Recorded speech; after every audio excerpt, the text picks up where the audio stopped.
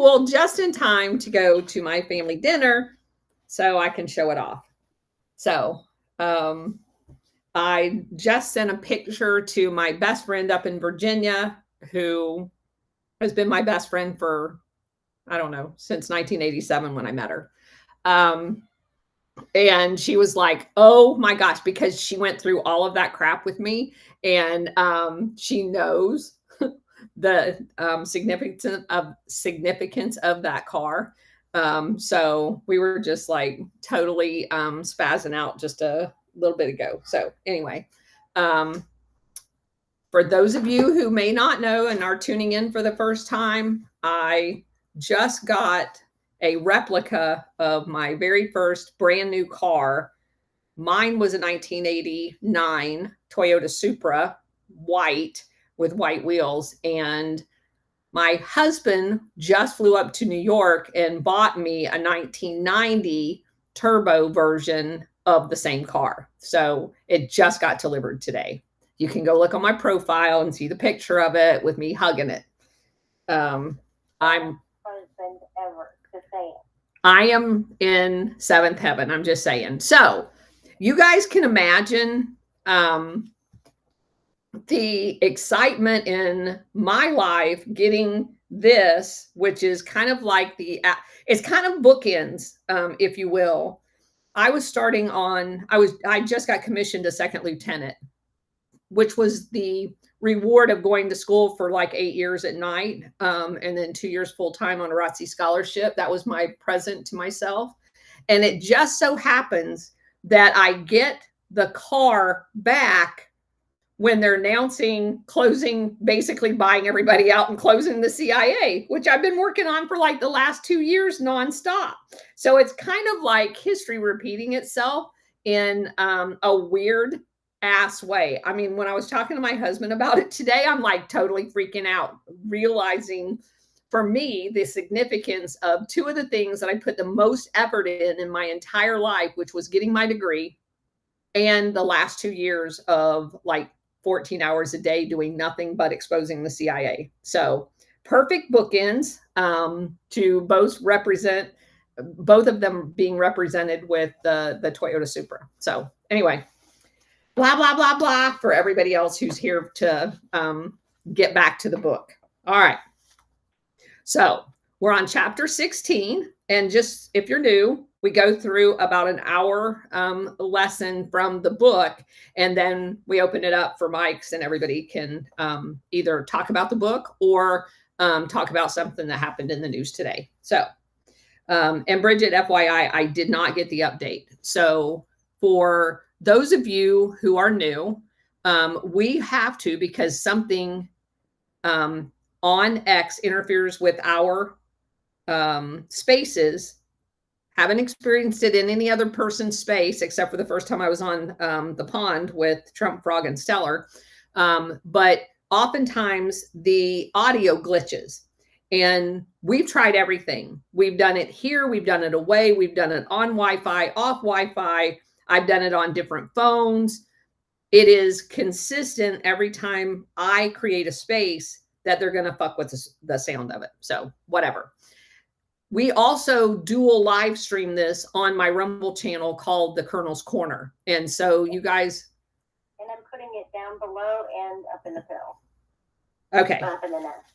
Thank you. And so you guys can just click on that and hear the audio if you want to listen, but then stay on the app in order to be able to ask questions and stuff at the end. FYI. I wish they'd stop it, but whatever. Okay.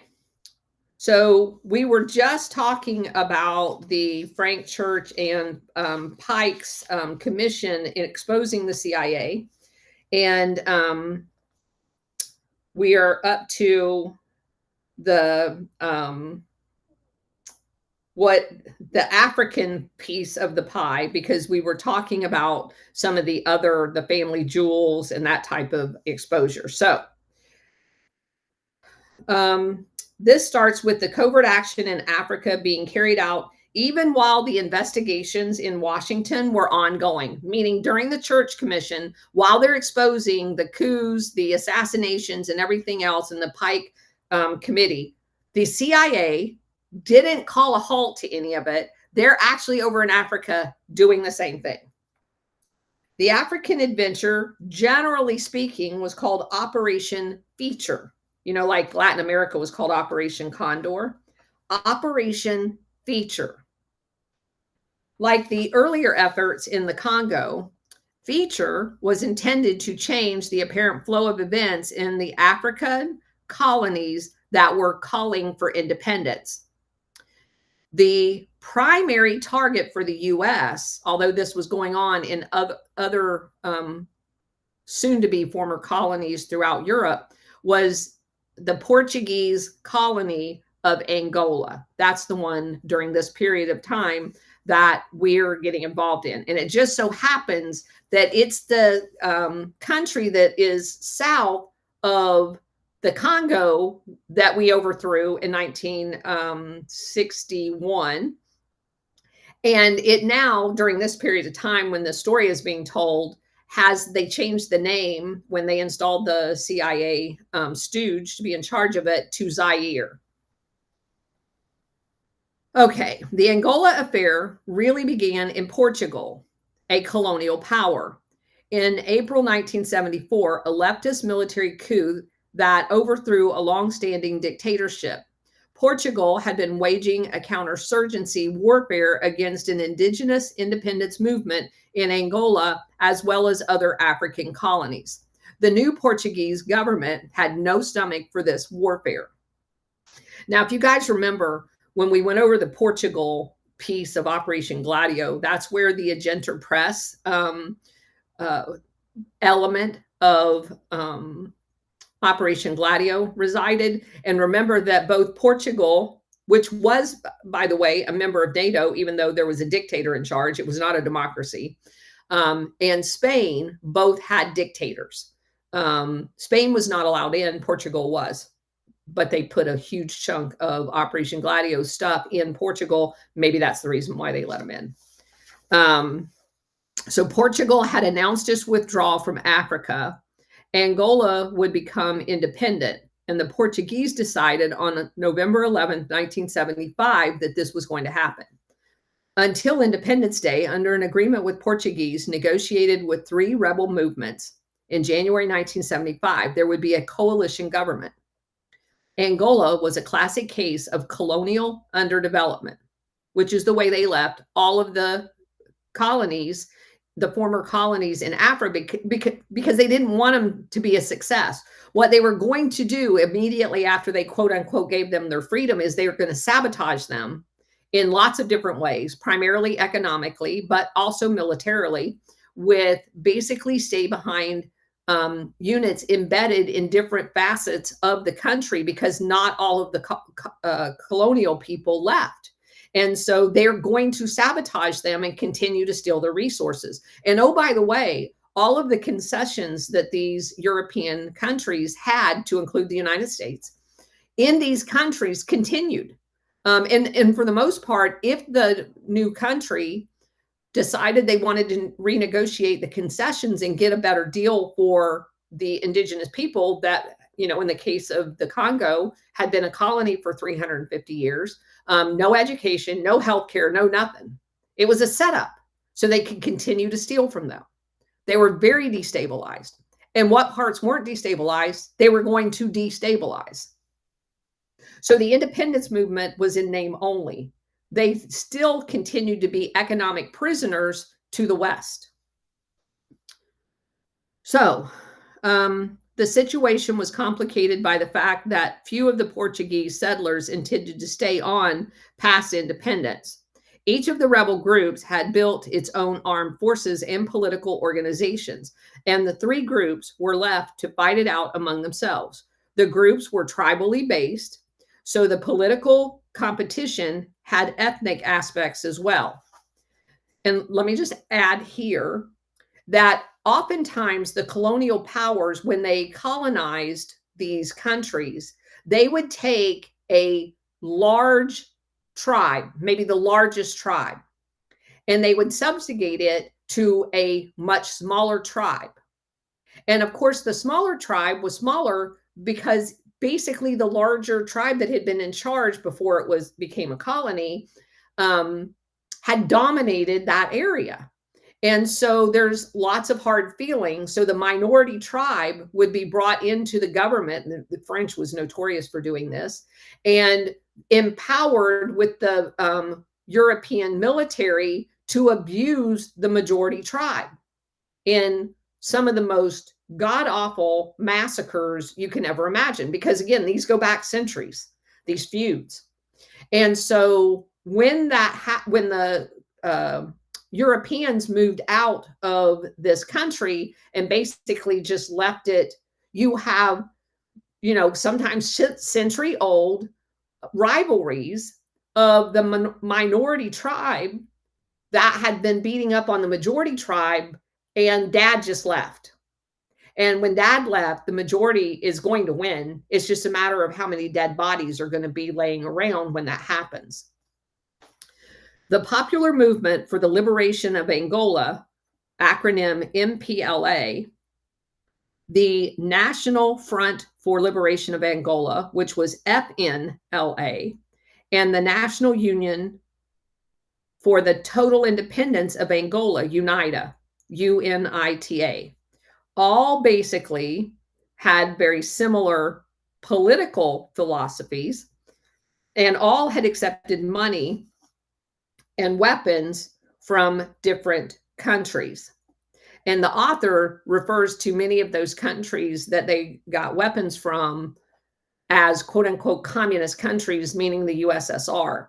But again, this is in the past. So when they had, over the period of time, fought against the Portuguese, which again is part of NATO, do you think they could buy weapons from any NATO organization? No, they could not. So where else are they going to get weapons except from the Soviet Union, who gladly sold them weapons just to sell weapons?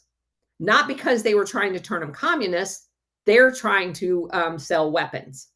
So basically all of them, the only way, because they were all fighting against Portuguese at one point, had at this time communist weapons, which of course you can already see what's going to happen. We're going to label them communist, except for the one we like, and they're not going to be a communist, just the other ones. So the MPLA was comprised mostly of the Mbundu, MBUNDU tribe.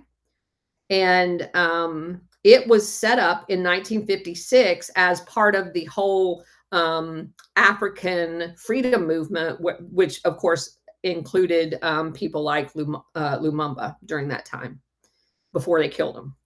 It had the best political organization and was an offshoot of what this guy calls the Communist Party. It was not communist. As a matter of fact, all of the leaders of the MPLA had been educated in the European schools. So if they produced communist, that's about as communist as they got. These guys got. And they were the only one of the three tribes that was educated in the West and could actually had the skills to run the country. So guess which one we're not going to like? That one, because that one would do a good job and make their country a success. And what they don't want to have happen is they don't want any of these countries to be successful, because what they want to do is continue this mantra of, and I've heard even people in the military say this, there's no blacks in Africa that are good leaders. So they kill the good ones so they can keep that mantra up. All right, the FNLA was made up of the Bakongo tribe. Of about 700,000, more than half of them had fled to Zaire early in the anti-Portuguese war, because they had already fought their war.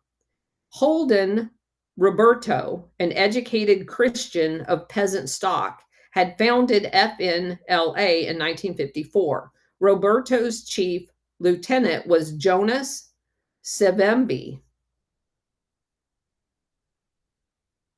broke away from the FNLA in 1966 to form his own organization called UNITA.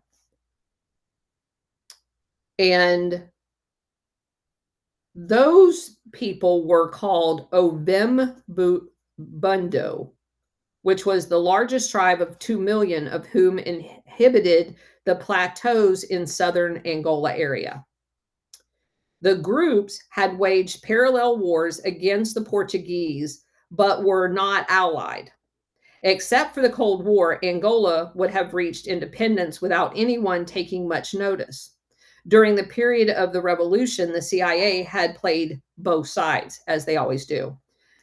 They had funded Holden Roberto as an intelligence source because, of course, the CIA wants to pick who's going to be in charge when they're done, while selling the Portuguese B-26 bombers and permitting them to use CIA-trained Cuban exile pilots that were trained by the CIA in Miami to fly those planes. So you have the CIA actually participating in the fight in order to take over the revolution, just like what they did with Cuba and Castro. They want to manipulate the outcome. When the Portuguese coup occurred, the CIA formed a special task force, but its purpose was to influence the events in Portugal, not Angola. Both, actually. The connection with Roberto had been maintained, but FNLA's main support came from the People's Republic of China, which was arming Roberto's troops and training them in Zaire. With a unit of over 100 military advisors in camp that Joseph Mobatu had permitted Roberto to establish. All right, so let's take this for just a second. So the hold on just a second. I need to check something real quick. It's interesting how these each side of this ends up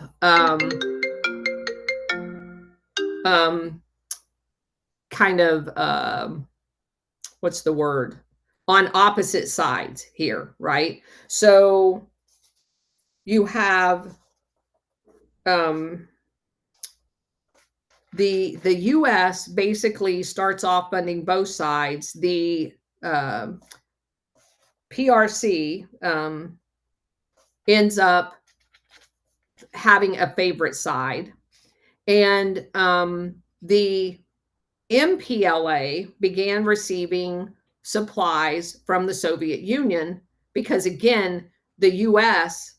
in the end, I mean, I'll just tell you the bottom line up front. At the end, the U.S. ends up siding with UNITA, and the reason they do is because UNITA has their eventual leader is, depending on which book you read, related to the guy that they installed in the Congo. And I told you that the Congo is next door. And so they end up basically with the territory bordering the Congo, which just so happens to be the province called Katanga, where all of, not all, but a large portion of the Congo's resources is in Katanga. So you end up with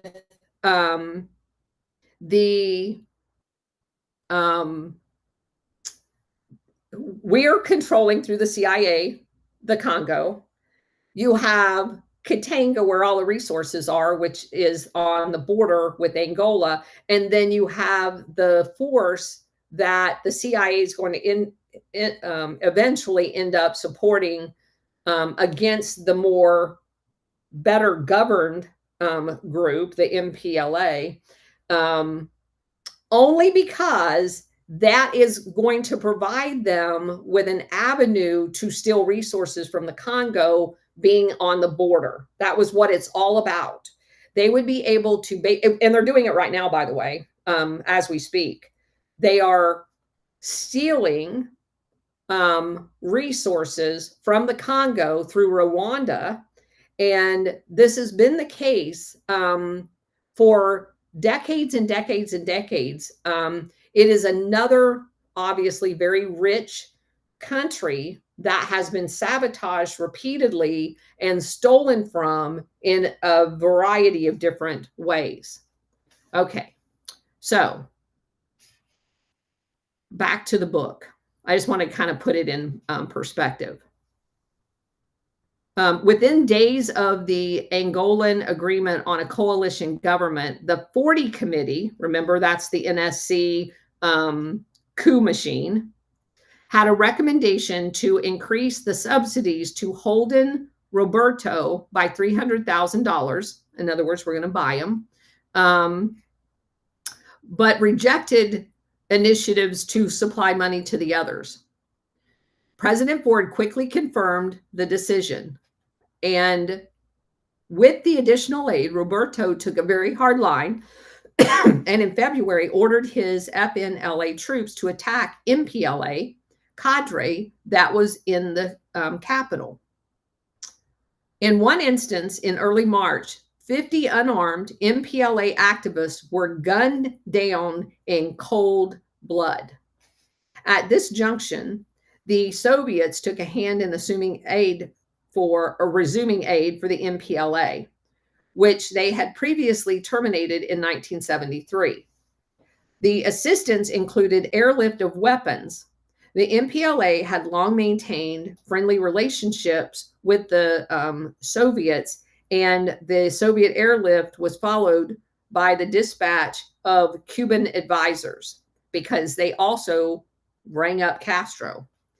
The Soviet blockade seemed to make Angola a Cold War battlefield in the eyes of Washington, which is exactly what they want. They push these people into position for this exact same thing to happen repeatedly. The Soviet blockade seemed to make, the Interagency Task Force was then formed under Nathaniel Davis, a newly appointed Assistant Secretary for African Affairs. Davis, according to his own account, had already advised Kissinger about a covert support in Angola. UNITA had been receiving some from the Chinese some supplies from the Chinese since 1974, and also had ties to Mao Zedong. Davis warned the U.S. would have to reckon with disclosure about this arrangement and argued at most we would be in a position to commit limited resources, which would only buy marginal influence. The recommendation of the National Security Group, chaired by Davis, was against intervention. Instead, the group held out for a diplomatic effort for a political settlement. This reflected a basic understanding that Angola was an African problem, not a Cold War problem. But again, when you have a hammer, everything looks like a nail. Military intervention carried a high risk of exposure with the possibility of negative effects across Africa. It offered only limited results and potentially contributed to increased involvement by the Soviet Union in other countries there. According to the Pike Committee, which studied the Angola covert operation in detail, the Davis Group recommendation was removed from their report at the direction of the National Security Council and presented to the NSC as merely one policy option, the others being to do nothing or to make a substantial intervention. June 13th report of the interagency group was thus used to frame game, a choice for President Ford, who of course opted for intervention. Action then returned to the 40 Committee, dominated in 1975 by none other than Henry Kissinger. Meeting on July 14th, the special group directed the CIA to create a covert action program within 48 hours. Operation Feature was the result. Although the evidence is not clear, which means it was, to appear It appears that the top leadership at Langley may have opposed this intervention. They never do. Because this for them is resources which the oligarch, the international syndicate, desperately wants. The CIA came back to warn of a risk of exposure and estimated the price tag to be $100 million. That was not within their current budget. Nonetheless, the 40 committee gave the go ahead and approved the initial $14 million as the first payment. The CIA, which had advised against Track 2 in Chile and the Kurdish operation, was again given marching orders. And again, that's all bullshit, by the way, for which it was lukewarm. They're never lukewarm because this is all about servicing the oligarch. One reason William Colby, might have been lukewarm was that he probably knew the difficulties involved.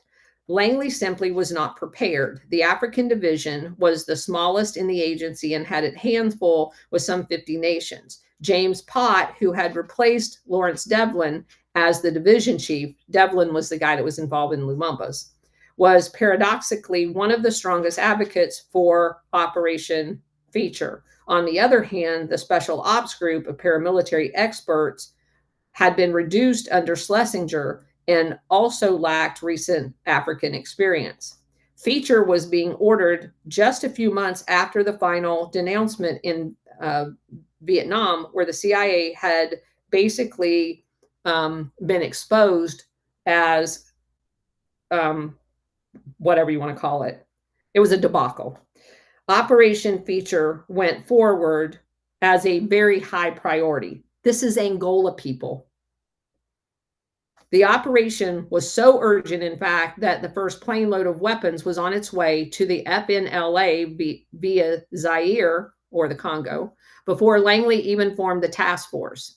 By August 9th, 2 more loads of plane on C-141 transports was shipped. The Angola task force was a little different from the usual CIA arrangements. Appointed as chief was John Stockwell, a 12-year agency veteran and old African hand who had also served in Southeast Asia, because we ran across him a few times. Stockwell, the agency's equivalent of a colonel, was relatively junior for this type of a job, which was a slot normally reserved for a civilian general officer equivalent. Judging from Stockwell's account of Operation Feature, it was then run by Potts, the division chief, rather than directly by William Nelson, which it would have been under normal procedures. Jim Potts and his assistants and Stockwell labored to prepare detailed plans right up to the last minute. William Colby carried them to the 40 committee meeting on August 8th, where the planning received top-level approval. Nathaniel Davis resigned when he learned that the Angola effort was going to proceed despite his objections. CIA principals gathered in the Director of Operations office for a review of the plans and the interagency working group. When Potts' deputy suggested that the moment had come to determine exactly how involved the CIA would become, the Deputy Director for Operations, William Nelson, spoke up. Gentlemen, we've been given a job to do. Let's not sit around wringing our hands. John Stockwell was then dispatched on a 2-week fact-finding mission to Zaire, or Congo, and Angola. He visited both Roberto and Savimbi. It emerged that Savimbi was by far the most credible opponent for the MPLA, which in July had succeeded in driving both the other factions out of the capital.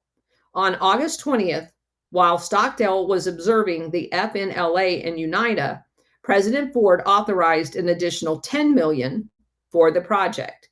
Now notice that they didn't even bother to talk to MPLA.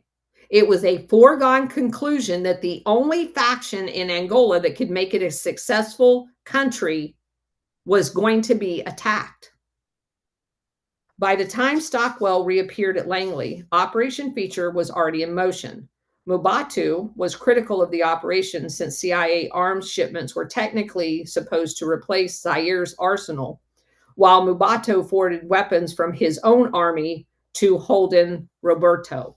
And again, we see this over and over and over again. The CIA, so Mubatu is a CIA stooge, okay? So by this point, since 61, his weapons are outdated. So the CIA is going to keep him satisfied by taking all of the weapons that they're supposed to be sending to Angola and send to Zaire/Congo. And then they're going to take his weapons and give them to the used weapons to the Angola. But nobody that's in the funding stream knows anything about this. This is weapons trafficking, and they do it all the time. And if you recall, when we were talking about using Pakistan with the Afghanistan, that's exactly what they did. They took the money, and instead of buying new weapons, they were buying it from like old Soviet stockpiles and pocketing the rest of the money to buy weapons for other adventures. It's crazy the amount of weapons trafficking that goes on. Okay.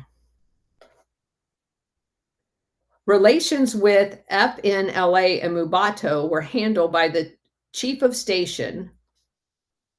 The chief of station in Angola dealt with UNITA. So they're going to have two chief of stations working on this. The one that was in Zaire, which was Mubatu's. And they're going to operate with one faction of this civil war. And the station chief that's actually in Angola is going to work with UNITA. The Americans acquired 2 Swift boats for FNLA and solved a quandary of how to get an air force by the simple expedience of offering a reward for would-be defectors who brought airplanes in with them. 8 assorted light planes were contracted, commandeered, and diverted. The Swift boats, 140 trucks, 300 radios, and 70 mortars sailed from Charlestown for Africa on August 30th aboard a freighter called American Champion. Operation feature deliveries to Zaire also included a dozen M113 armored personnel carriers and 17,000 rifles.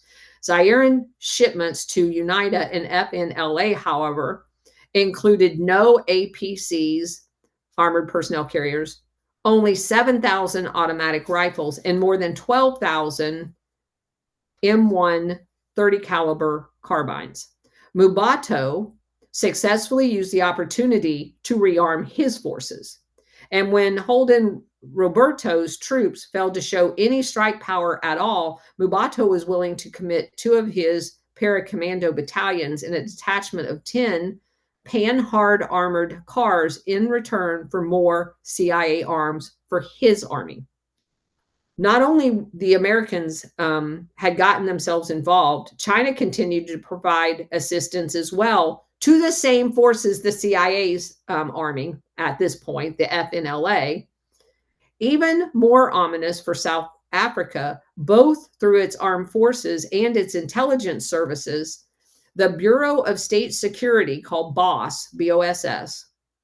After BOSS quietly provided money and arms and training to UNITA, South Africa escalated in the summer of 1975, committing a unit of armored cars, logistics, and these forces provided Savimbi's spearheaded in a UNITA offensive that was the most successful military action taken against the MPLA.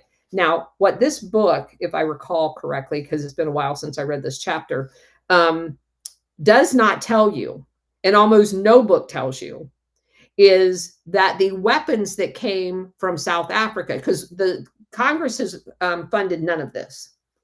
So they had to hide where the weapons came from. So they were sending aid to Israel. Israel was the weapons procurer, whether it was their own weapons or buying it back with our foreign aid from us, whatever. They were shipping the arms to South Africa, and South Africa was taking the arms into Angola. So these arms did not come from South Africa. Stockwell's account remains the African Division Chief's Potts entertained thoughts of even wider cooperation with the South African military. Any such thoughts were stifled by opposition from the State Department. Bold-faced lie. The diplomats upheld the Kennedy's administration's arm embargo on South Africa, which is why they used Israel, and squashed suggestions for major collaboration.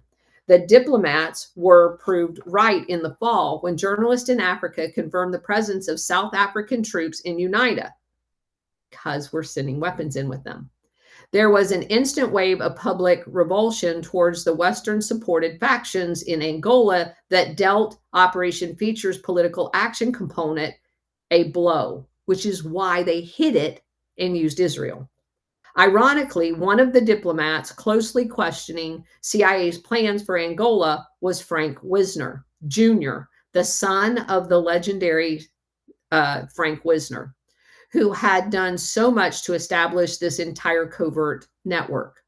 Another cautious diplomat was Edward Mulcahy, state's representative on the Interagency Implementation Committee group, who quietly threatened to resign in protest if Potts went ahead with certain measures with the South Africans. On the grounds in Angola, the South Africans were good fighters. Their operation under code name Zulu provided strong backing for UNITA and also easily occupied certain hydroelectric facilities that furnished power to South Africa in Namibia. Savimbi proved to have the strongest momentum. A captivating speaker and inspiring leader, Savimbi led a competent political organization that had grassroots. Much of Roberto's support, in contrast, resided in the refugee camps in the Congo/Zaire. With the South Africans of the Zulu force, UNITA regained much of the province that they were occupying at the time and threatened the important port of Lobito and Bengalia Railroad, one of Angola's few major transport systems. Thus threatened, the MPLA turned to the Soviet and Cuban countries. Moscow increased the scale of its shipments, allowing the MPLA troops to introduce potent 122 millimeter rockets during the summer and fall. Another shipment of Cuban advisors came in, and upon independence, the MPLA government asked Cuba for major assistance. By then, there were 2,600 Cubans in Angola, but an emergency airlift and sea lift, apparently called Carlotta, Cuban regular units were introduced in large numbers, about 5,000 in December, and it's estimated up to 15,000 by the spring of 1976. Soviet aid was estimated at $100 million by December of 1975 and 4 times that amount by March. Weapons sent in early 1976 included T-54 tanks and MiG jet fighters. The Soviets had always had the capacity for a large flow, but had delayed intervention until it was deemed necessary. These developments had been anticipated in the original June Interagency Intervention Study and had now come to pass. Again, another proxy war. In the northern Angola area, the FNLA failed to capture the isolated enclave of Cabinda. That was the seat of the nation's oil production. Cuban units with MPLA forces then began to push back the FNLA. Holden Roberto tried to raise a mercenary force to stiffen his army. Roberto offered $1 million for a parachute regiment. Soldiers of Fortune, John Banks, was given an advance on this money to recruit in England. In the U.S., the recruiter was David Floyd Bufkin, a former pilot and California dust cropper who was variously reported to have received money from either Roberto or the CIA directly. Mercenary recruiting used the grapevine plus ads in newspapers. Bufkin also appeared on television and advertised in Soldier of Fortune Fortune magazine. Roberto's parachute regiment ultimately received 140 British and 7 American recruits, some with no military experience, some as volunteers for non combat duty only. 23 arrived too late and were sent home. Another group was rejected as unsuitable. The CIA had a parallel effort going to recruit mercenaries in Portugal, which, by the way, is Operation Gladio. This yielded about 300 men who were sent to the FNLA. Through French intelligence, which also contributed ammunition, 4 helicopters, and its own agents, again, Gladio assassins, the CIA made contact with longtime soldier of fortune, Robert Denard, Denard, who recruited 20 mercenaries for UNITA. Another 40 were sent to UNITA by Boss. Instructions supposedly prohibiting Americans from working inside Angola were disregarded by an Army mobile training team at FNLA headquarters in Ambriz, and by CIA communications instructors and observers of both the FNLA and UNITA. Again, they don't give a shit. They ignore whatever Congress says. The worsening situation was viewed with alarm in Washington. By late November, Langley prepared a memo with options for the 40 committee featuring programs costing $30 million. Then another one at $60 million and another one at $100 million. Department Assistant Secretary Mulcahy personally carried the option papers to Kissinger before he left on a 10-day diplomatic mission. Later, Mulcahy was unable to tell the interagency working group just what Kissinger had decided. He read it, Mulcahy reported. Then he grunted and walked out of the office. The working group was reduced to trying to figure out what a positive sound that the Mulcahy said, because he just basically grunted. Ultimately, from that moment, they decided not to allow the CIA advisors into combat. President Ford approved another $7 million in military aid, and further, any further money would have to have come from Congress, which we know is a lie because they have their own slush fund. In the year of intelligence, Congress was no longer a rubber stamp. It also knew a lot more about Operation Feature than it had about earlier operations because of the new reporting requirement.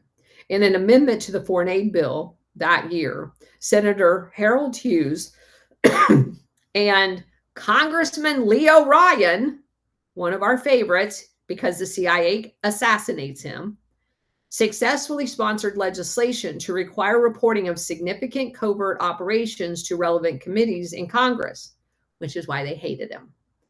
In practice, this worked out to 8 committees and 163 members in their senior staff. In commenting on the Hughes-Ryan amendment, President Ford again focused on the dangers of leaks rather than the advantages of oversight. In any case, because of the Hughes-Ryan amendment, Congress was informed about Operation Feature. In particular, Senator Dick Clark, a Democrat from Iowa, was briefed by William Colby on the Angola program shortly before a fact-finding trip to Africa in August of 1975. The senator was a chairman for the African Affairs Subcommittee and Foreign Relations Panel and was suspicious of the intentions behind Feature.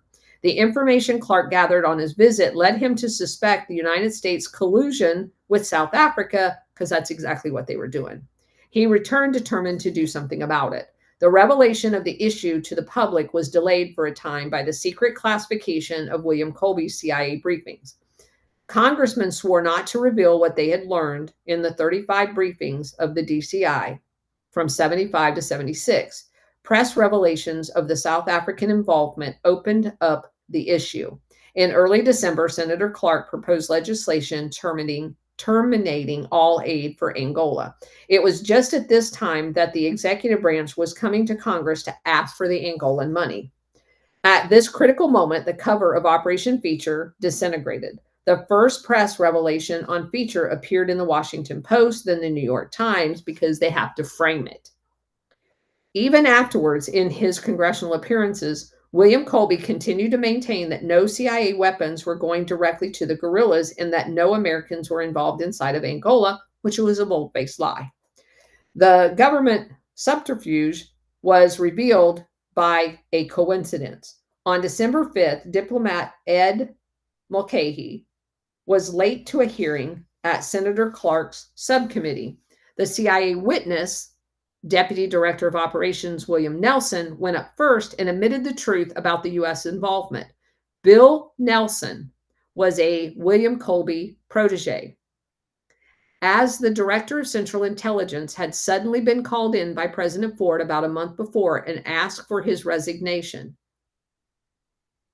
William Nelson probably feared that his own days were numbered at the CIA. In any case, when Mulcahy arrived late and began to testify, he laid out the agreed-upon version that minimized U.S. actions. Senator Clark confronted Mulcahy with Nelson's testimony, trapping the administration in a lie. The predictable results was legislation to terminate all covert actions in Angola. The Clark Amendment technically prohibited expenditures of CIA funds in Angola, except for intelligence gathering, as well as reprogramming of funds from one government account to another. The amendment also precluded Pentagon funding of Operation Feature, sealing the fate of the program. The Clark Amendment passed the Senate 54-22 on December 19, 1975. 2 days later, there was another provocation article on the front page of the New York Times. This time it was Seymour Hersh with the details of Feature plus a story of Ambassador Davis's resignation. Dick Clark Amendment passed the House of Representatives in January 1976 as Kissinger failed in Moscow to inject the Angola issue into a superpower meetings on arms control.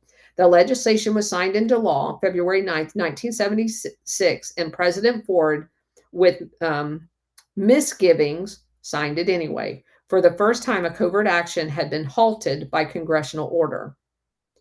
The last calamity was reserved for the FNLA mercenaries.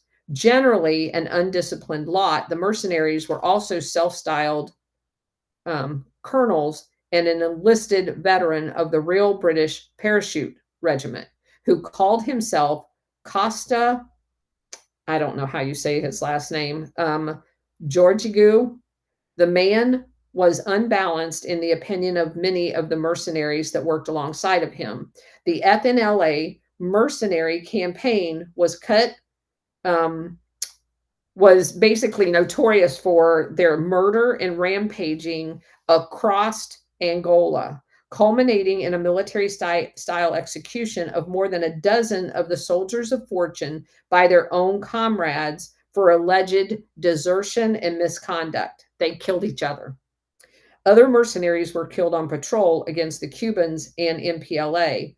Among the latter was a real paramilitary expert who had been well regarded by officers at Langley, a guy by the name of George Bacon III, a Green Beret who had served in the Vietnam Military Advisory Command and had gone on a tour for the CIA with the Hmong in Laos.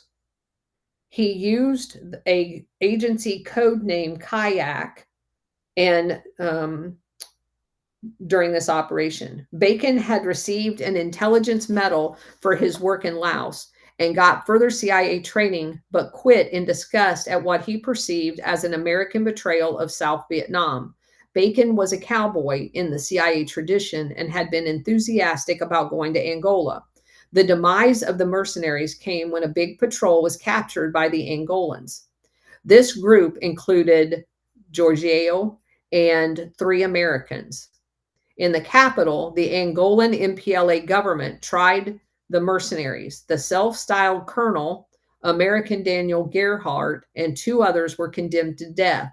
3 soldiers of fortune got sentences of 30 years. 3 got sentences of 24 years. 3 more got 16 years, including Americans Gustavo Grillo, a Marine veteran of Battle of the Who, and Gary Acker, who was also a Vietnam veteran. Subsequently, the State Department barely acknowledged the status of any of these American prisoners and provided no assistance to their family to secure their release. Grillo and Acker were finally released in an 1982 prisoner exchange between Angola and South Africa. Surviving mercenaries voiced plenty of complaints about their CIA severance pay. Mubato simply pocketed final CIA payments given to him for Roberto and Savembe. The South Africans continued to play with UNITA to destabilize Angola. Thoroughly disillusioned, the CIA officer John Stockwell resigned and went public with the details of the Angola adventure. With this fiasco so recently revealed, it is not so surprising that Senator Church would have such strong remarks on covert operations. And by the way, that's a lie about South Africans continuing to play. It was actually Operation Gladio forces and NATO that was enabling via Israel to provide the arms and training for South Africa. And it was a lot of the Gladio. We covered this when we were doing our Around the World tour. So much so that NATO set up bases along the northern border of South Africa as quote unquote stay behind units, basically. And they provided the weapons and training and money for these. One of which was the largest one with these humongous warehouses full of weapons, was set up and designated under the WWF as a national park, so that the WWF got the contracted the people to provide park rangers. I'm putting them in air quotes because what they were basically Gladio style assassin snipers. And if anybody came in the areas of the quote unquote national park where the weapons were, they were murdered. These events of the year of intelligence touched off a struggle to regulate the intelligence agencies, and it has ebbed and flowed ever since. Quote unquote oversight is the name of the game, a game that is the executive branch basically tries to avoid. The legislators on Capitol Hill first moved to create reporting requirements through the Hughes-Ryan Act, and then strengthened the monitoring process by replacing the secret CIA subcommittees with permanent select intelligence committees. And then they just compromised them. So wasn't like we got a whole lot out of that. But they tried. Oversight did not mean the end of covert actions. On February 15th, 1976, days after President Ford signed the Clark Amendment into law, a month after replacing the dismissed William Colby as DCI, George Bush refused to say whether the U.S. aid to Angola had halted. During the Ford administration, there was also covert actions in Portugal and reportedly in Madagascar, where an American ambassador who had been a career CIA officer was expelled following a puzzling series of musical chair military coups, i.e. Operation Gladio. Oversight simply meant that such operations were reported to Congress and backed by a presidential finding that justified the action, which is where you get to the point where if you want a finding, you just call the guy a communist. And then remember, they added terrorists. So you had your choice. You could label him a communist or a terrorist, and you still got to kill him. The Hughes-Ryan specified that all significant or anticipated actions by the CIA were not for intelligence gathering purposes. That covered ones that were not for intelligence gathering purposes. The executive branch tried to limit oversight as much as possible, especially where covert operations were concerned. A detailed explanation of this position, in which the CIA construed the statutory basis for its activities, was furnished in the House Intelligence Committee by CIA Special Counsel Mitchell Rogovin, Rogovin, in December 1975. The legal argument was that the intelligence agencies were within its inherent powers of the president, that they had been conducted by the president long before the CIA was created. That is in fact true.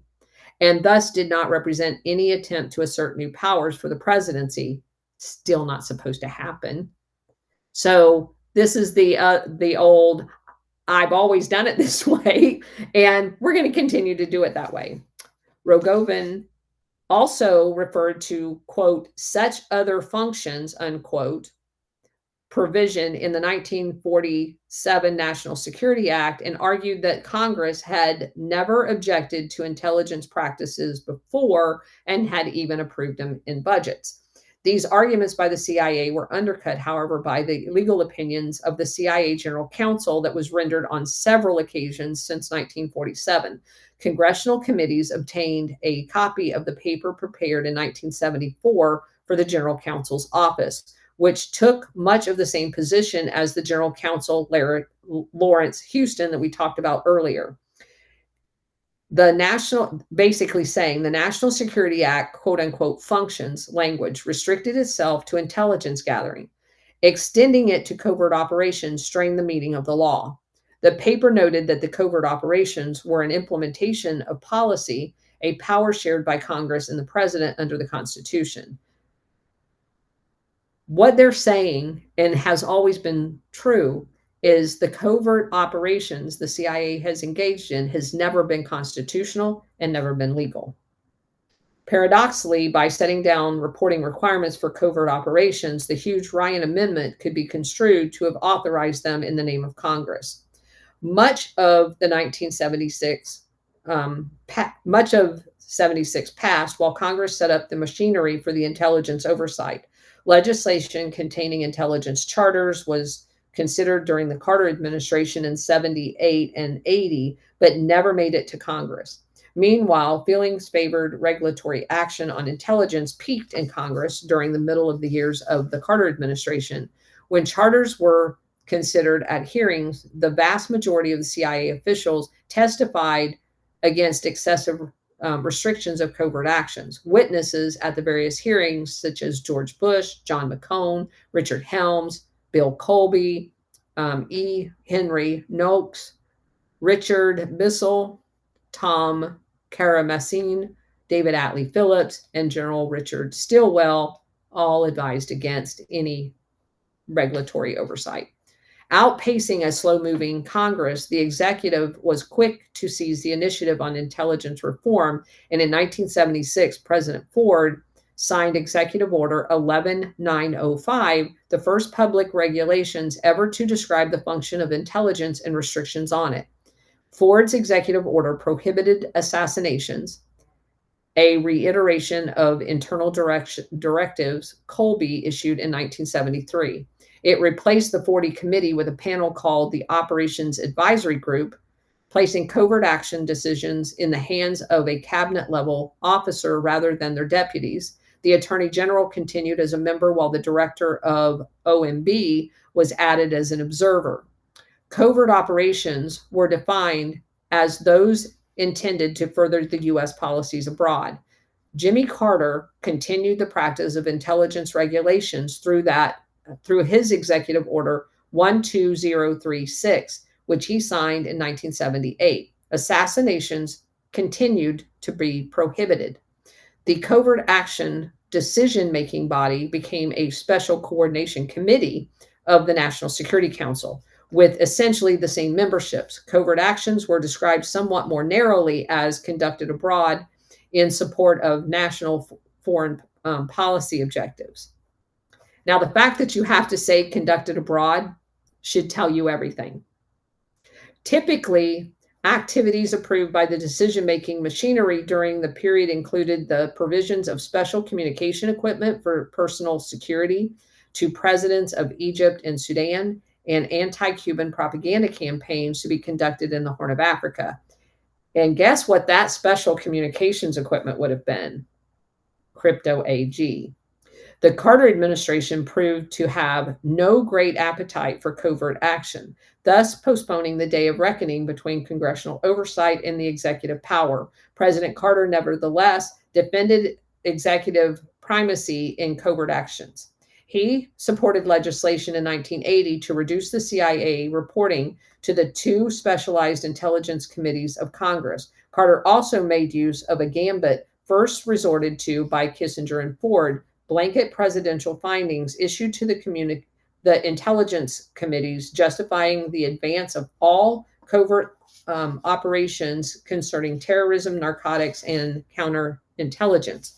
From the oversight standpoint, the danger was that other areas would then be included in presidential findings. As in many times during the years of the White House, President Carter was frustrated with his first selection as the director of intel. He originally chose Theodore Sorensen, but Sorensen had to withdraw after his nomination ran into monumental congressional opposition. Next, Carter named Admiral Stanford Turner, a naval officer who had held top commands in Italy. Turner and the president were classmates from Annapolis. Though forced by regulations to retire from the Navy in order to accept Carter's offer, Turner took the DCI job and went to Langley. The outsider among the tribes at Langley, Turner was not popular in the CIA despite being an able director. Any chance he had of being accepted by the CIA evaporated when the manpower reductions Turner was obliged to make as a result of budget limits. It had much more to do than budget limits, because basically he fired the entire covert action area. And that's something that obviously this author is not interested in actually depicting that for what it really was. Jimmy Carter was very disgusted when he found out that they were actually committing assassinations and basically wanted to do away with all of the covert stuff, which is why they ended up with the Halloween massacre and largely gutted the covert operations. So, the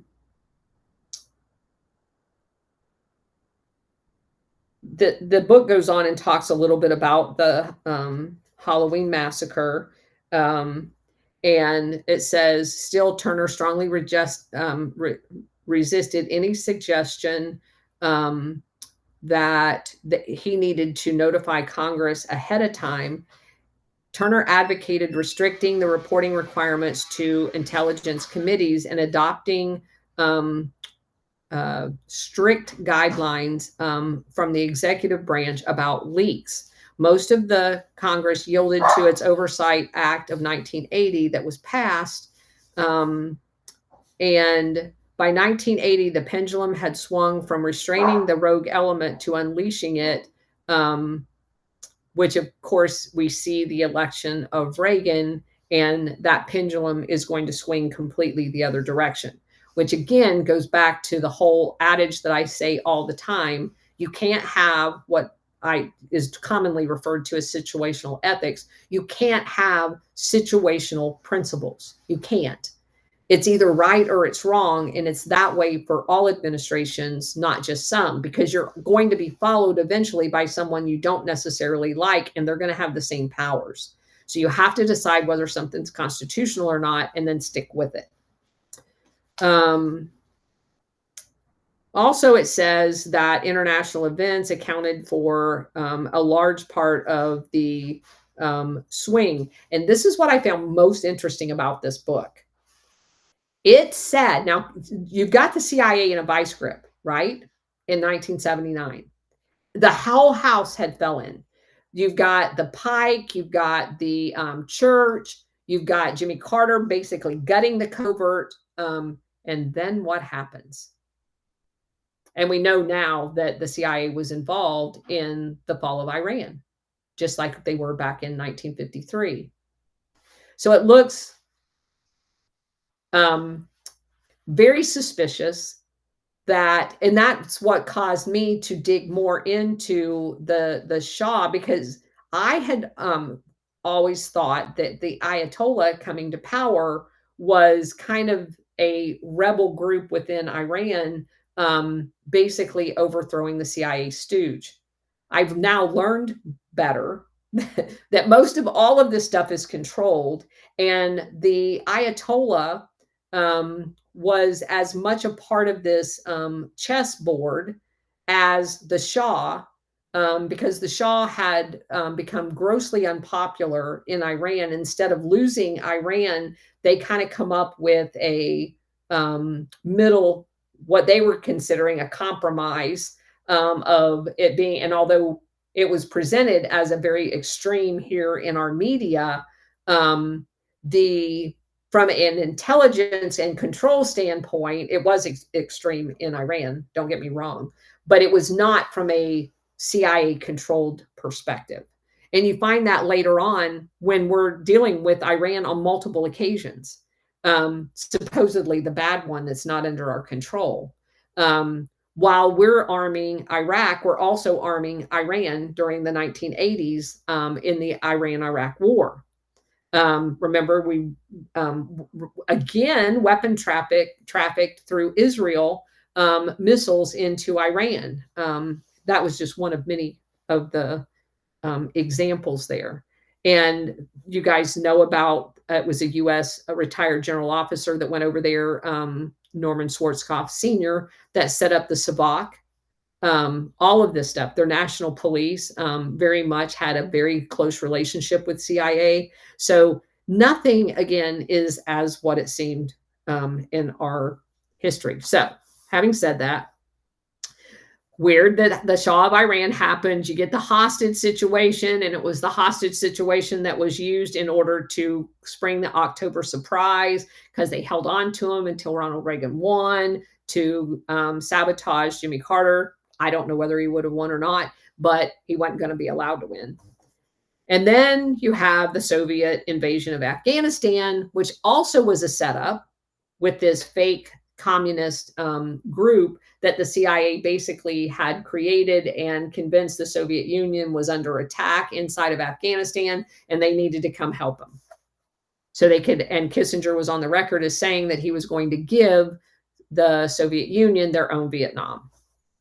The rise in terrorism, on which Carter administration took a hard line, all of that began. So anytime they need, if they're going to get the vice squeezed on them, the terror events are going to increase. So be advised, because the vice just got squeezed shut. This ended the post-Vietnam re-entrenchment of special forces, which resulted in a force of only 3,600 in 3 groups, all deployed in the United States with detachments in Europe and the Far East, 1 battalion in Panama. Reserve and National Guard units had assumed the bulk of the special warfare capability with manpower of 5,800. Anti-terrorism provided a new rationale to build up that entire force. Imagine that. So with the support of the Chief of Staff, General Edward Meyer, and despite opposition from officers favoring a more traditional role for special forces, the Army formed 2 elite commando units called the Blue Light and Delta. These initiatives against terrorism received special attention and support from Brzezinski, President Carter's special assistant for national security affairs. The second development that elicited a covert action response from the U.S. was the fall of the Shah. Within what follows, policymakers and intelligence analysts in Washington either refused to recognize the growing vulnerability of the Shah or could not agree on what to do. They already knew what they were going to do. So then the author goes on and talks about that. We've already talked about it. So I'm going to kind of leave that there. That basically gets us through chapter 16. The next chapter is chapter 17, called The New Wave Covert Actions. And then it's this chapter and then kind of the conclusion chapter. So we've got 2 more to do, or maybe just this one. No, it's just this one. We got 1 more chapter. Nope, 2. I'll figure it out. I thought there was 2. There is. The last one is called President's Policies and Paramilitary Options, which kind of gives us an overview of most of what we've done. So that one will be fast. But anyway, we can open it up. Where did Bridget go? She keeps running out on me. I know she's not running out on me. I'm just joking. So, what's going on? I'm under attack. Sometimes I feel like sending up SOS signals. I got thrown out. Oh my God. All right. Involuntarily ejected. There you go. All right. What's going on, everybody? Loving your car. Thank you. Me too. Me too. I see Stellar and Frog and lots of good people down there. Yeah, I threw him the mic. I don't know if they're just not in a place to take it, but Frog come up. What's up, people? Hey, what's up with you? Nothing, just enjoying the sheer meltdown. They've even got Hakeem the Nightmare, not the Dream, if you follow basketball. Hakeem the Nightmare Jeffries completely melting down that we're stealing money. The projection is so beautiful to witness right now. It really is. I mean, I'm so excited. I'm doing a space tonight. I'm going to be talking about that stuff. Trump's going to the Super Bowl, aka Sum of All Fears. Like, can it get any better? He's not going to take the Gaza Strip. He just is letting Netanyahu know that if you do anything, I'll just go ahead and stop giving you money and you guys won't be able to do shit. And watching people melt down about that, it's beautiful. I think it's separating people with cognitive dissonance or not. And just really quickly, like, I know that what you're saying is true about, sovereign wealth fund, and the government shouldn't be in the business in the private sector, right? I just think that we need to change. I don't know how that's going to go. So when I was saying that, I'm playing devil's advocate with you, because I get we need to go back to the Constitution. So I think the sovereign wealth fund from a government's perspective. So let me just tell you, a friend of mine is working on basically doing something like that for Florida, because Florida has a surplus.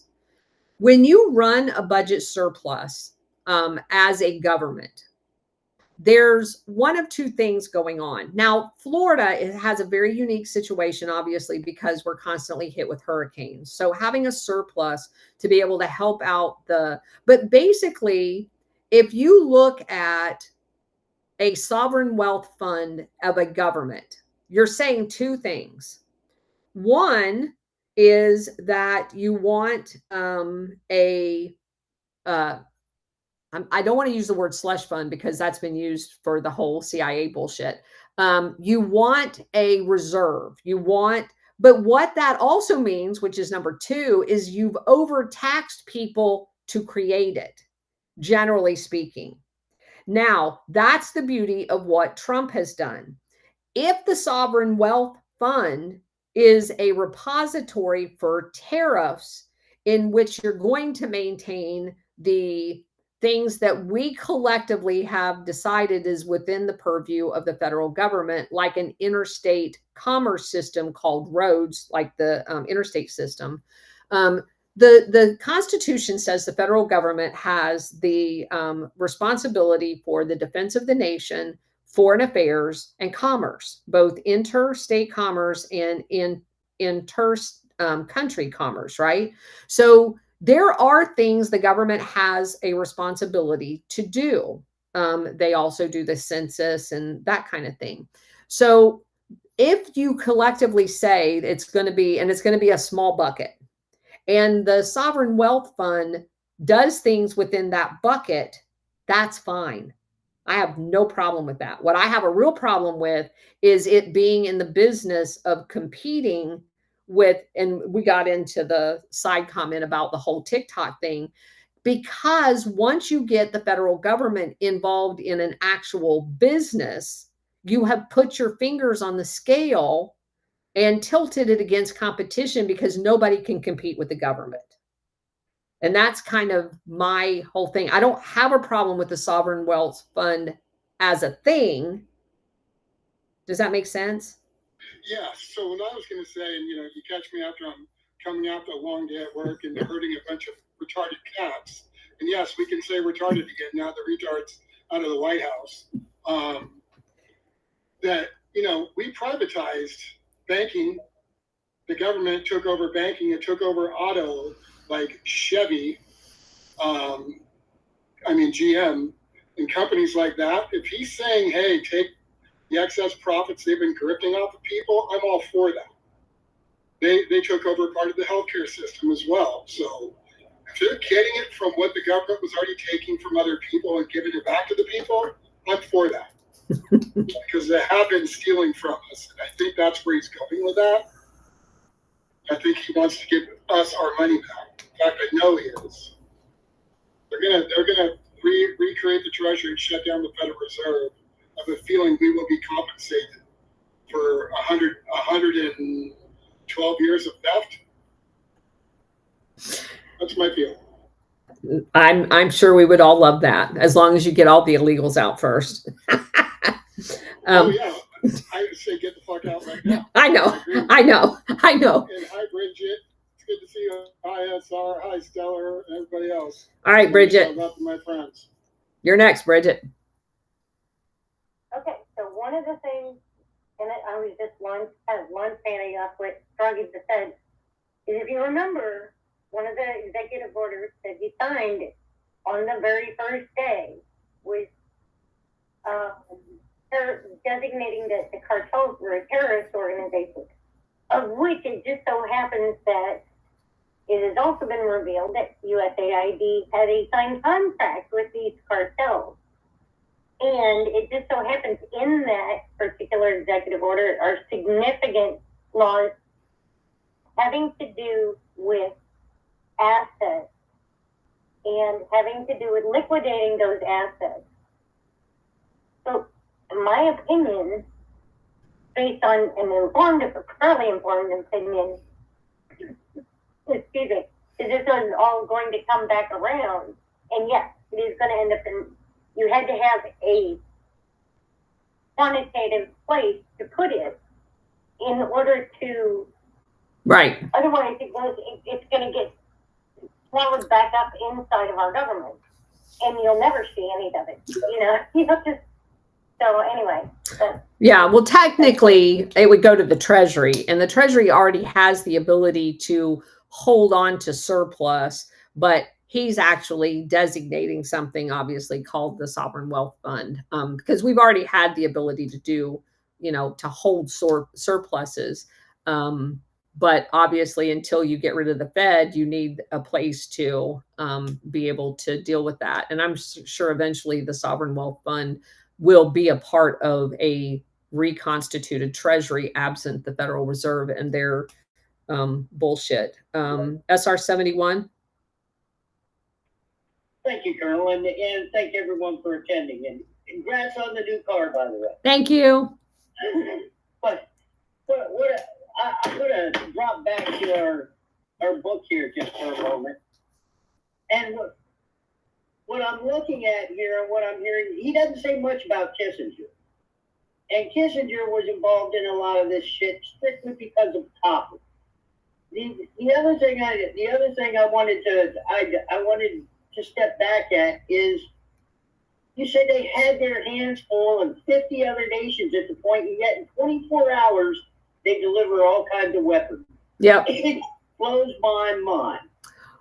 But they had just finished the Vietnam War, right? So they've been weapons trafficking for the better part of the last 15 years at that point. They got warehouses upon warehouses upon warehouse. As a matter of fact, one of those warehouses was just outside of San Antonio. And I mean, it was like multiple football fields full of weapons. So yeah, they definitely had weapons. I did want to mention that Maker Sarge over on Rumble said that the blue light part of the Delta, when we were talking about them setting both of them up, was kind of the precursor to actual Delta. So now that we just basically have Delta.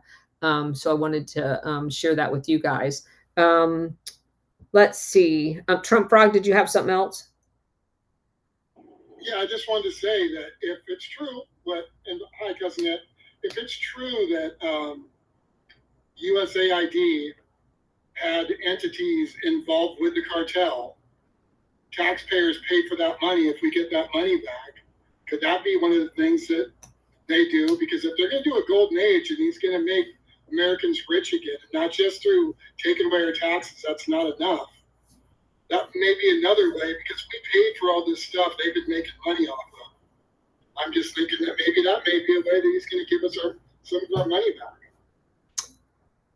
Well, paid for it in more than one way, obviously, through the selling of heroin on the streets and the bodies that ended up in the morgue as a result of that. And then all of the bullshit setups of African Americans and those lifelong jail prison sentences. If you begin to dissect the evil that has gone on as a result of all of this, it gets overwhelming some days when you look at the second and third order effects, not just the theft of our wealth, but the lives lost, the imprisonment, and all of that. It's monumental. Opportunity cost is what you would call it. Yeah. Southern, go ahead. Just want to let you know, Pam Bondi just froze all the money going into sanctuary cities, and she's given all the ICE and all the people that have been deputized to be able to go in there. And if anybody pushes back, you're going to jail. That's governors, mayors, whatever. So that's good news. Something just popped across X. Doge has people in the Medicare agency, and they're finding for Medicare, Medicaid, a lot of fraud. Duh. Oh God, thank God they're finally in there. But he must have multiple teams on the ground doing this. It's pretty insane. Well, it's just pretty insane. You don't even have to have plenty of teams. Not that I'm saying he does not. You have to have the data.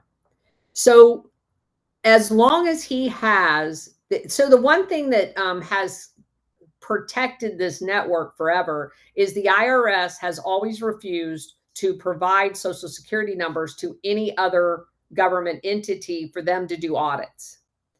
All you have to do is run one report, because there is a special section for non-citizens in the Social Security thing.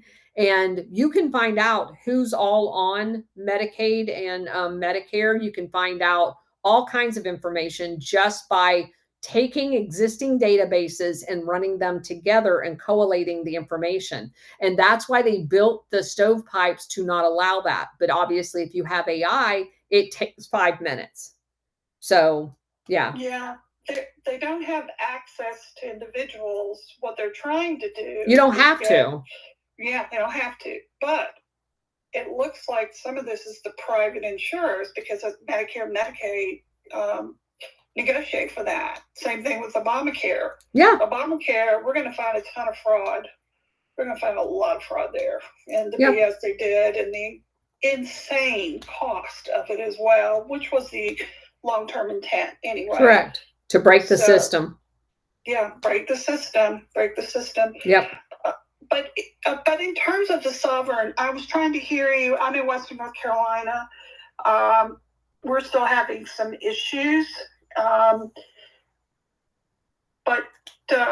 it was confirmed Monday that not one penny has been spent by our state to help us. They've been sitting on $100 million. That's crazy. It's fraud.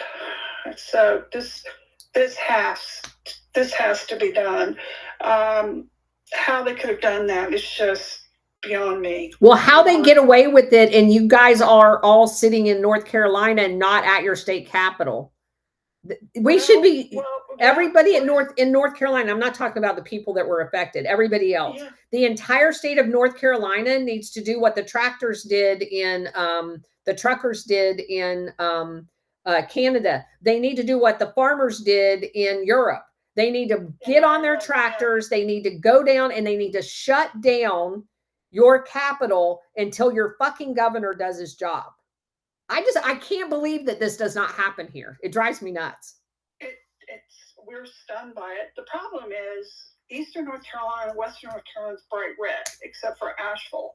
the middle of the state, which are your larger cities, the Raleigh, Durham, Chapel Hill, Charlotte, etc., they're Democrats. I know. All the newbies that moved in, and we were going through an election.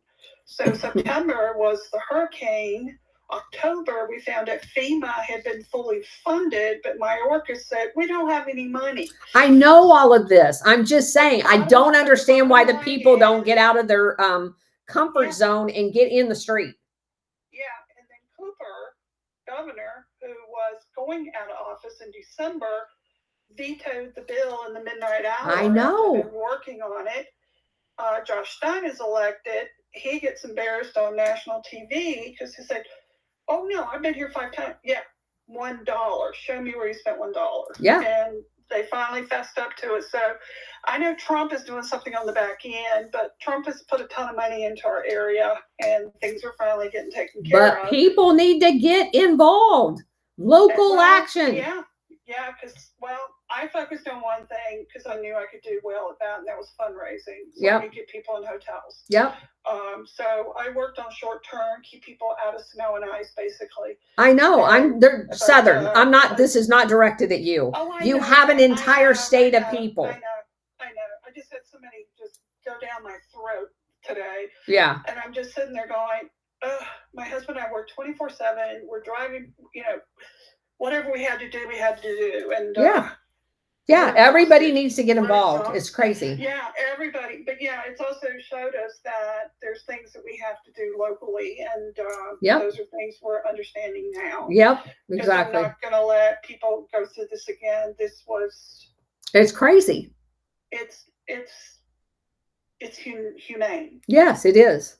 And it was the Democrats' decisions, if that tells you anything. And we are done. We're done with their silliness. But anyway, the sovereign thing, can you just run through that again? Because I missed half of it. I'm so sorry. I'm just saying that the sovereign fund is basically like a savings account.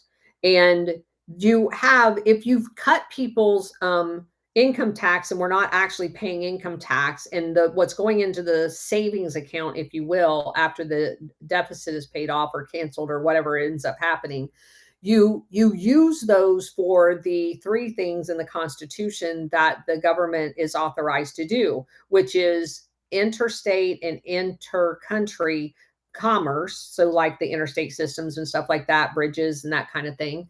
And you also use them for the defense, and you also use it for not foreign aid, but to enable foreign policy. Those are the 3 things in the Constitution that says the federal government is supposed to be doing.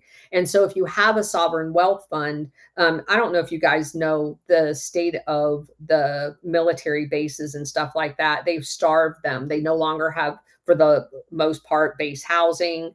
They've gotten rid of all of their hospital systems. They farmed all of that shit out to local providers. They've destroyed all of the cohesiveness of our military. And so there's plenty of things that need to be invested in. But the sovereign wealth fund is like a savings account. The only downside of that, if you were actually paying taxes, like in the state of Florida, I made the comment, we've got like $8 billion. That just means that the state of Florida overtaxed us by $8 billion. So it's nice that you have a surplus. And of course we have hurricanes and they use that money for those things. So you need some kind of a savings account, but that also indicates that you've overtaxed your people. So that's kind of the downside of it, that you can actually provide more of the people's wealth back to them if you, by cutting their taxes. And DeSantis, to his credit, has done a lot of that. Like he basically reduced, he added, well, it was on a referendum, but it was one of his things that he wanted done, added a property tax reduction for first responders and teachers to incentivize people going into those career fields. And he has done a lot of that in, targeted ways, but because we don't pay a state tax here, that surplus was generated by hotels and gas tax and stuff like that basically the tourists pay for the state of Florida. So the that because we're trying to figure out how, in the context of that, is that a way we can help in Western North Carolina? Because what's happening right now is people can't pay their property taxes. They've lost their job, everything, and the state and the county said, no, you gotta pay. Yeah, that's bullshit. Counting $4 million out of the schools and all this because we're not paying property. Well, I am, but others can't pay property tax. They're gonna lose their homes, and these are a lot of seniors. And again, that's something that should be, That's what we're fighting now, trying to understand so that we can mobilize better with some lawyers. Okay. Thank you so much, Colonel. Sure. Miles, go ahead. Good evening, Colonel. So this is just my opinion. People have been talking about the sovereign wealth fund, but with different words. And I never thought that those other words were going to happen. But I think what's going to happen with the sovereign wealth fund, it's going to be profit sharing. And they're going to cut you a check for all the money that we're making in the golden age. Well, that's what Alaska does with the oil, right? Other countries have done it too. Gaddafi did it. But I'm just saying here, Alaska does that every year. Correct. And I think we'll get to the point that we'll have lots of money, and it's like profit sharing. They'll cut you a check at the end of the year. Yeah, that's what USAA does, because it's a nonprofit insurance company, and you have a subscriber savings account, and based on the amount of premiums you pay during the year, they every December right before Christmas, they put a big chunk of money. I mean, for me, I've been there over 30, like almost 40 years. So mine's up to like $700. If they make money from the premium, so you have a low risk year in the insurance business, as far as payout goes, you get a huge, what I consider huge, I consider any money back on my insurance huge, deposit right before Christmas, back in your checking account, which, you know, is a great thing, because it is a nonprofit entity, which is basically what governments are. Carrie, go ahead. Hey, that's really interesting about USAA. I didn't know that. Yeah. So a couple things. One is that there was a trucker caravan in America, and they drove across the country and they were going to Washington, D.C. I'm familiar with it. And they were blocked on the road. And I don't know exactly what entity blocked them, but they were not allowed to enter DC. And it was after the Canadian. It was started to piggyback on the Canadian. Right.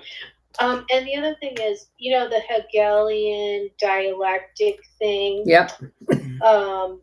So I find people don't really understand that at all. Like, and I get lost myself, even though I'm aware of it. And I just want to know if and I think that's part of, you know, the Shah and the Ayatollah. So I am wondering if we have some specific data on the ties of the CIA to the Ayatollah. Thank you. Sure.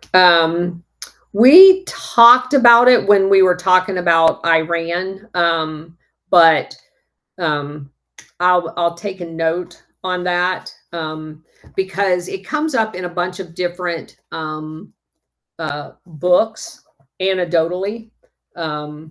So I will take a note of that. Am I mistaken, or is there some weird Catholic connection to him? Am I losing my mind? I don't know what you were referring to about weird Catholic connection, but whether he has a Catholic connection. Wow. I don't know off the top of my head. Yeah, maybe I don't. I'll research it too. Okay, Benjamin, go ahead. Hi, Colonel. Hi, everybody. Hey. Something I was wondering, we were talking about land. Trump addressed the whole China issue with them owning a bunch of land here in America.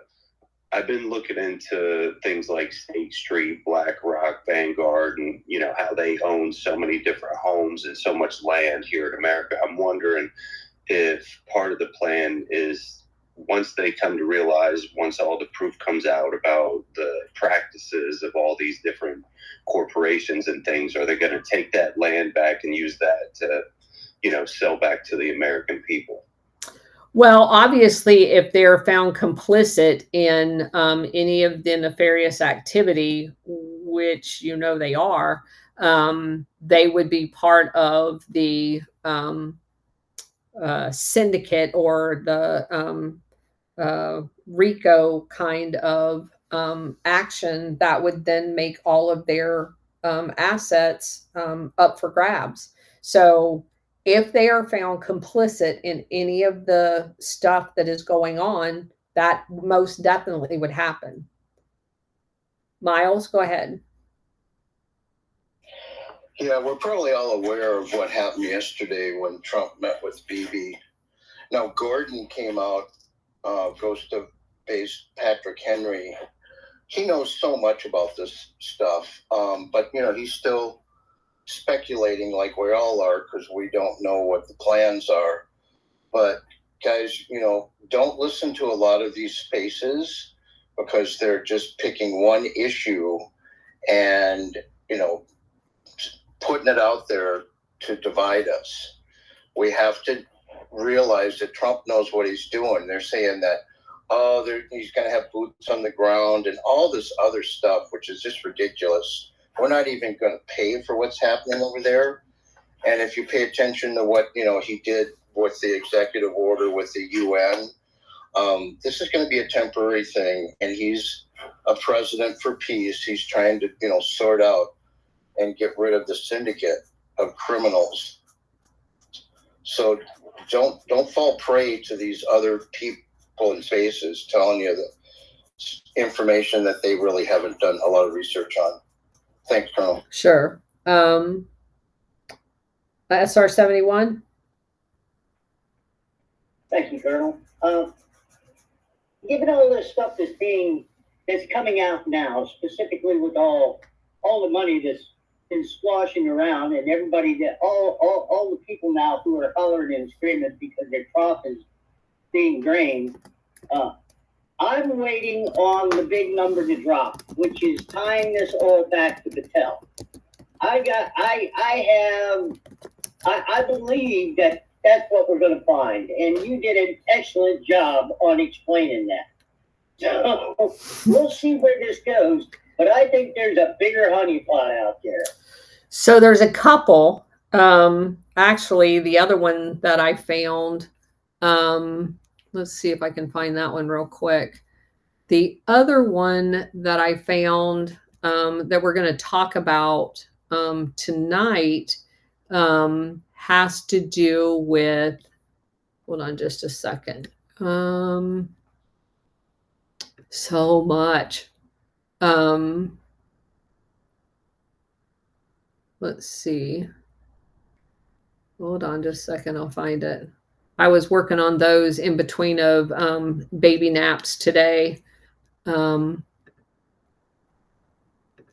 me find the name of the company because we're going to talk about it tonight. The DAI is the name of the corporation. DAI Global. It's crazy shit. Development Alternatives Incorporated. Just so you guys can have a heads up, I'll be doing the Alpha Warrior show tonight at 9:30, and this is what we're going to talk about. It is another one of those monster big, $5 billion last year in profit, or revenue, sorry. And basically they're like a sole source provider to USAID. That's what they do. So basically it's 100% a subsidiary of the CIA. And stories. Even me, I found a few shockers in here, and we're going to talk about it tonight. So it's a endless pit of bullshit. So, and of course, you can find, if you dig into this organization, you find the British version of it. You're going to find the EU version of it. They're all in on this together, just like they are Operation Gladio. Because this organization, DAI, was used to carry out Operation Gladio activities. And one of the things that you're going to find, I'll give you guys a sneak peek because I'm going to have to go in just a couple of minutes because tonight's my dinner night.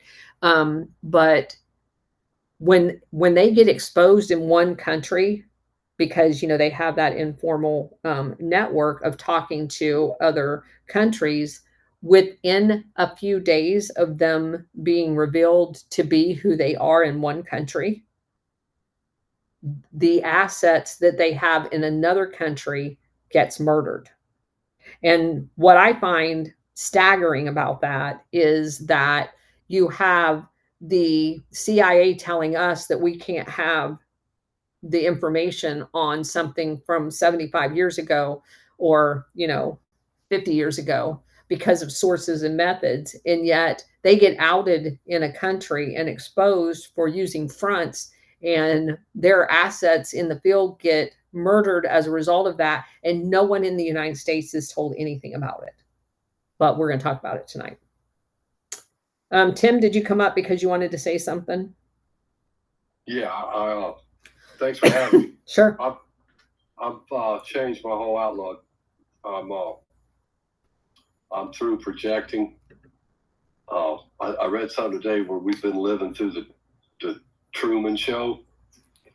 That everything, I thought we had an idea of what was going on, but after the last few days, I'm going to agree with that. There's not been a shred of honesty in anything out of our government in a long time. No, it took me about my first month of looking into Operation Gladio to realize we live in a hologram. Yep. So I'm done projecting. I'm buckled up. I'm ready for the ride. Okay. I'm prepared, but I'm just done thinking, second guessing. I do know we got the right people in charge. So it's time to disconnect and watch the show. And it's a fabulous show.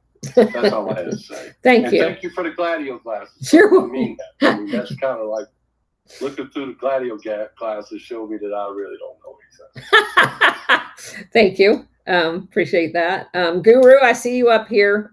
What do you got to say?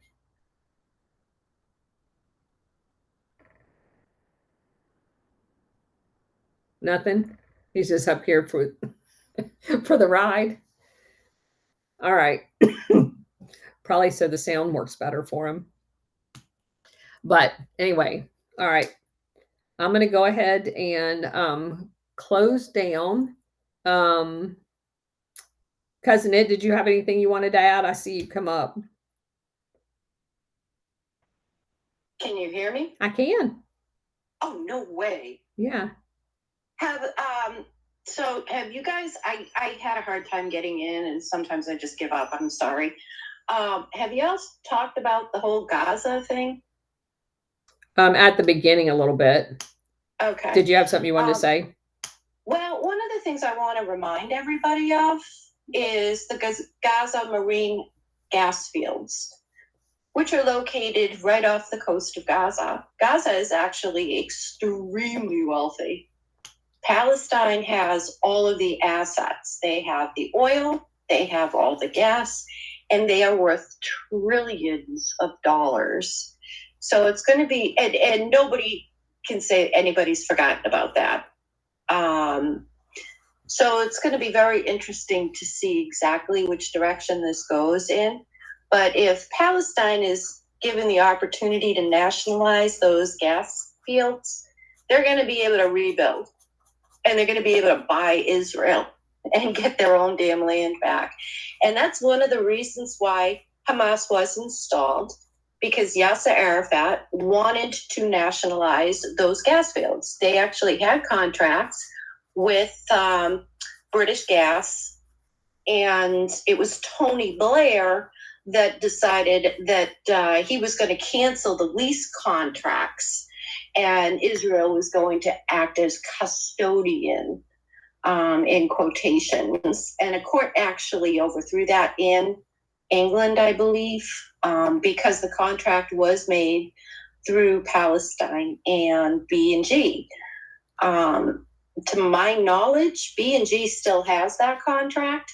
So it's going to be very interesting to see what happens in the near future, because Palestine, again, is extremely wealthy. It may look like a big old shit pile, but it really has a lot of money at its disposal if they can get to those fields. Good to know. All right, everybody. We are going to take off. Thank you for being here. I will be on the Alpha Warrior Show tonight at 9:30 talking about USAID. Hope to see you guys there. We will be, let's see what's going on Thursday. I have the rescheduled, hold on. Let's see. Oh my goodness. Thursday, I have the War Hamster podcast at noon. I have a new podcast that I'm doing for the first time at 3 with a guy by the name of Jay Scott. So I will be moving our 4 o'clock to a little later. It's probably going to start around 5 or 5:30, just FYI. But we will have it because I want to get finished with this book. And then on Saturday, let's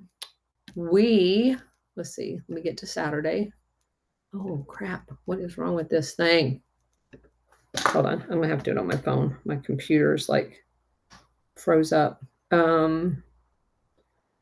Saturday, I am at 11 o'clock doing the interview we tried to do like 6 months ago with the USS Liberty survivor, Phil. And that is going to be on my Rumble channel at 11 a.m. Now, I know you guys have watched him on multiple different venues. There is no one that knows the information that I know, and I don't know everything about the USS Liberty. That's not what I'm saying. I know some things because of Operation Gladio that no one has ever talked to Phil about. And so I asked his media guy to make sure that he's aware of what I'm going to talk about.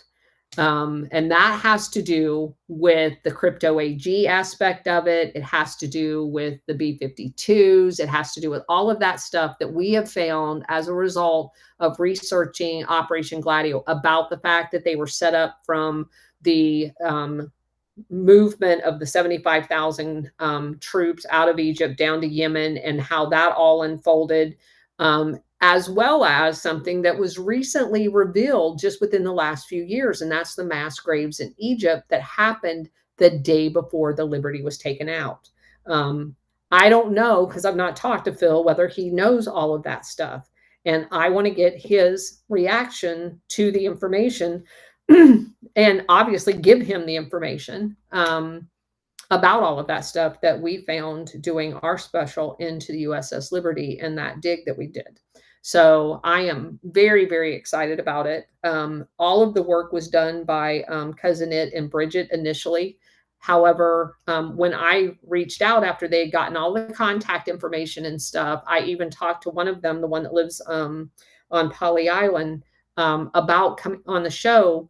None of them returned any of my phone calls, my emails, nothing. So I did call one of them, the one that lives on Polly Island, when I was up in North Carolina. And he basically never called me back, never set up anything. So when his media person reached out the other day, we were ecstatic. So please, Bridget did a meme for us to advertise. Please, once we post that, share it with everybody, because this is going to be a very, very interesting show, unlike any that they've had, and he's done hundreds. So anyway, I'm very excited about that. So anyway, that's it. See you guys at 9:30. Take care. Thanks for being here. I really, really appreciate it. And I'm going to take a picture of me driving my car, and I will post it later because I'm taking it to dinner. Yep. Yep. So excited. All right. Thanks, guys. Talk to you later. All right, guys. So my husband is out there right now. He's detailing the car for me. Because of course, coming down on the car carrier, it got dusty and stuff. So he is out there doing that right now. Being an amazing husband, which he always is. And I have to show you, I don't know if you guys can see this. This is his, let's see, his Camaro, the Corvette up in the front. I don't know how he did that. I don't even want to know.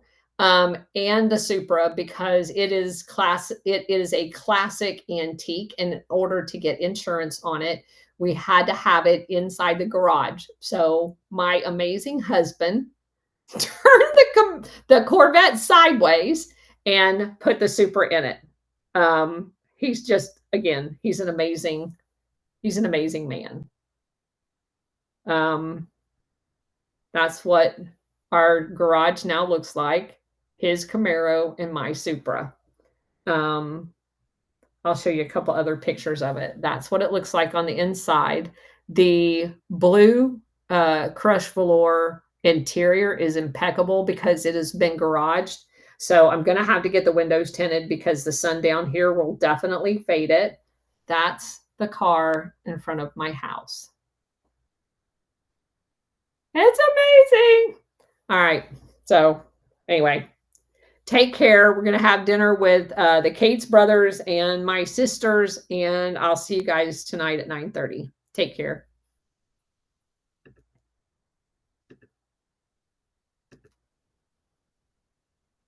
Does he have a single brother? I love it. I love it. No. Well, I guess actually he does. But I'm going to go ahead and tell you no. Because that's definitely a no. That's a whole another long story that'll get me in trouble. We'll just leave it at no. It is not letting me, it must think I'm going to stay here all night because it's saying that I need to delete the room. It will not let me in the session. Okay, that's funny. It's never done that. So I'm going to have to delete the room. Sorry. Nope, not going to let me do that either. Rumble won't let me off. Oh, that's hilarious. I'm telling you, somebody's messing with me. That's all I can say. Can't stop the live stream. Can't hear me on X. That's freaking crazy. So normally I just hit end stream and it comes up and says, are you sure? And I select okay, and then I can exit. Now, when I hit end stream, and it says, are you sure? I hit end stream again, and then it says, end stream failed. The stream is still active. Select delete room. And when I do delete room, it won't delete it. So I guess I'm just going to close my tab and come back and check when I get back from dinner. Talk to you guys later.